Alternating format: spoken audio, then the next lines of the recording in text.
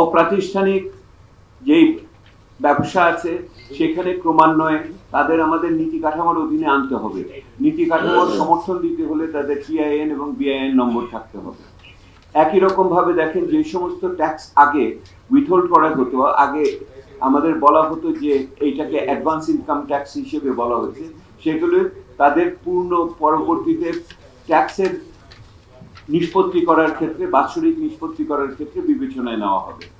আপনার সারা বছর ধরে আপনি ট্যাক্স ফাইল করতে পারবেন, শুধু নির্দিষ্ট সময়ে না। যে কাঠামো আছে কাঠামোতে ডিজিটালাইজেশন করার, ইন্টিগ্রেশনের হচ্ছে, এবং একই রকম ভাবে ট্যাক্স ফাঁকি দেওয়ার ক্ষেত্রে বিভিন্ন পদক্ষেপের গ্রহণ গেছে। আমরা জাতীয় রাজস্ব বোর্ডের এই সমস্ত পদক্ষেপের প্রতি সমর্থন জ্ঞাপন করছি। আর যেটা বলা হয়েছে যে এই ট্যাক্স যেটা দেওয়া হয়েছে মোটামুটি ভাবে এটা আপনার বিনিয়োগ বান্ধব ট্যাক্স কাঠামোর দিকে যাওয়ার একটা চেষ্টা আছে। আপনারা দেখবেন যে যে সমস্ত উৎসে কর নেওয়া হচ্ছে, ট্যাক্স ডিডাকশন এট সোর্স, সেগুলোর ক্ষেত্রে যে সমস্ত কমানো হয়েছে, এখানে কিছু উদাহরণ দিয়েছি আমি। Packaging material, rent prepayment, reinsurance, foreign লোনের উপরে ট্যাক্স ইত্যাদির ভিতরে আপনারা দেখবেন।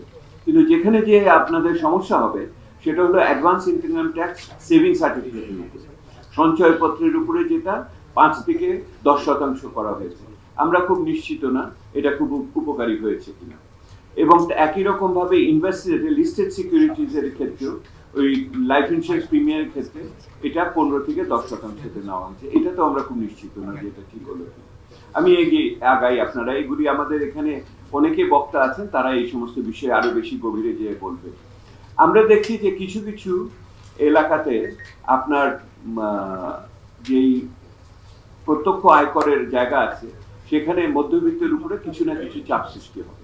একদিকে আপনার মনে হতে পারে যে 3.5 লক্ষ থেকে 3,75,000 নেওয়া হয়েছে আপনার আয়কর মুক্ত সীমাকে, কিন্তু আপনি যদি এরপরে দেখেন গড় আয়ের দিক থেকে, তাহলে দেখবেন যে সাধারণত 30 থেকে 35,000 টাকা মাসিক আয় যাদের আছে তাদের উপর চাপটা আগের চেয়ে কমবে না, সেই রকম ভাবে আমরা লক্ষ্য করছি।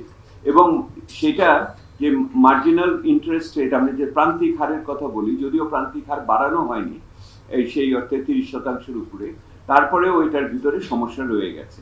আমরা যেটা বলছি যে কিভাবে আসতে পারে, একটা হলো ভ্যাটের চাপ আসবে আপনার এলপিজি সিলিন্ডারের ভিতর দিয়ে, রেস্টুরেন্টের খাওয়া দাওয়ার ভিতর দিয়ে, নির্মাণ সামগ্রীর ভিতর দিয়ে।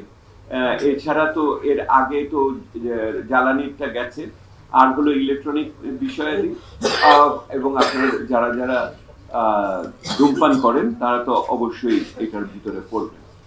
একটা বড় জায়গায় আমরা মনে করি আপনার এটা আমাদের পরিবেশগত দিক থেকে খুবই একটা চিন্তাশীল ভাবে বেশ কিছু পদক্ষেপ দেওয়া হয়েছে।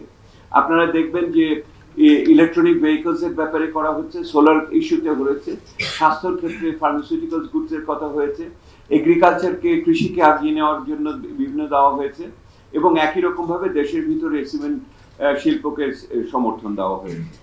তো আমরা যেটা দেখতে চাই এখন যে যুব এবং শারীরিকভাবে অসুবিধাগ্রস্ত মানুষদের কি করা হচ্ছে। তাহলে এখানে তো 9 বছরের জন্য, যেটা এবারের বাজেটের একটা অন্যতম গুরুত্বপূর্ণ দিক আমি প্রথমে ভুলে গেছি, বিনিয়ন্ত্রণ উদারীকরণের সাথে ওনারা ভবিষ্যৎ সম্ভাব্যতার ব্যাপারেও কথা বলেছেন, অর্থাৎ প্রেডিক্টেবিলিটি দেওয়ার চেষ্টা করেছেন, 5 বছরের লক্ষ্যমাত্রা দেওয়ার চেষ্টা করেছেন। সেই প্রেডিক্টেবিলিটিটাও আমরা দেখেছি যে আপনার মহিলাদের ক্ষেত্রে, শারীরিকভাবে প্রতিবন্ধীদের ক্ষেত্রে যথেষ্ট না হতে পারে, তথাপি যারা কন্টেন্ট ক্রিয়েটর ট্যাক্স হবে এটা নিয়ে অনেক উত্তেজনা ছিল, সেখানে কিছু কোনো ট্যাক্স হয়নি, এবং ফ্রিল্যান্সারদের ইত্যাদি হয়েছে। কি হতে পারতো আরো, কি হতে পারতো আরো, আমরা যেটা বলতে চেয়েছিলাম যে যে সম্পদ কর এবং উত্তরাধিকার কর, এটা খুব বেশি মধ্যবিত্ত এবং উচ্চবিত্তের কাছে খুব বেশি জনপ্রিয় একটি দাবি না, কিন্তু পৃথিবীর ইতিহাস বলে যে আপনি যদি পিছিয়ে পড়া মানুষের পক্ষে থাকতে চান তাহলে শুধুমাত্র আয় বৈষম্য দিয়ে আপনি কোনো সময় সমতা আনতে পারবেন না। আপনাকে অবশ্যই একদিকে ভোগ বৈষম্য কমাতে হবে, আর অপর দিকে আপনার সম্পদের বৈষম্য কমাতে হবে। সম্পদের উপর কর এখন আমরা সকলেই দেই, আমরা সারচার্জ দেই না এমন না, কিন্তু এটাকে আরো স্বচ্ছভাবে এবং এটাকে আয়ের কর হিসাবে দেখা, ওইটাকে আপনার সারচার্জ হিসেবে না রেখে আর কি, এইটা একটা প্রক্রিয়া, এটার ভিতর দিয়ে যাওয়ার প্রয়োজন আছে বলে আমরা মনে করি। রেজিস্ট্রেশন, লাইসেন্সিং, ক্যাপিটাল পুঁজিবাজারে বিভিন্ন ধরনের আপনার বিভিন্ন বিনিয়োগ প্রস্তাবকে ত্বরান্বিত করে বের করে নিয়ে আসার কথা।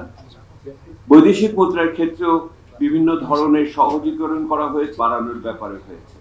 আমি যেটা বলতে চাচ্ছি সেটা হলো যে যেই সমস্ত কর প্রস্তাব দেওয়া হয়েছে, এই কর প্রস্তাবগুলো কার্যকর করতে হলে আপনার বিনিয়োগ সম্পর্কিত সংস্কারগুলো জোরদার করতে হবে। আর ওই জোরদার করতে পারলেই আপনার কিন্তু প্রত্যক্ষ কর্মসংস্থান হবে।